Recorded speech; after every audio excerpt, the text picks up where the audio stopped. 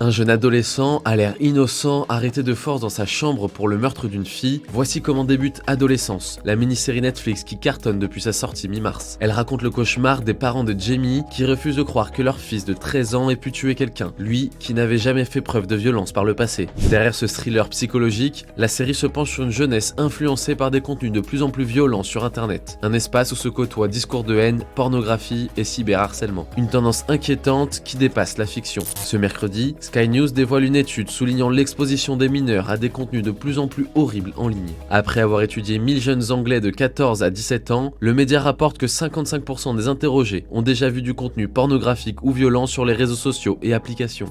J'ai vu du sang, de la maltraitance animale, des accidents de voiture, tout ce qui touche à la mort, à la torture. C'est assez horrible.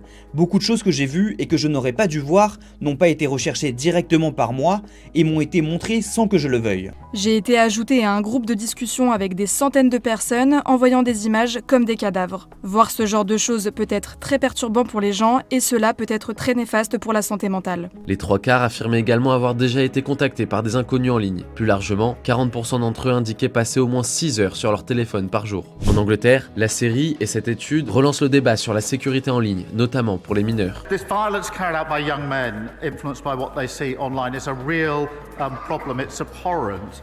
And we have to tackle it. Dans le monde, l'Australie interdit les réseaux sociaux aux moins de 16 ans. L'Albanie est allée jusqu'à bannir l'application TikTok en décembre dernier, après la mort d'un élève de 14 ans. En France, le sujet est également étudié de près. Depuis 2024, tous les appareils français disposant d'un accès Internet sont équipés d'un contrôle parental. L'application TikTok a également annoncé un renforcement de son contrôle parental en 2025.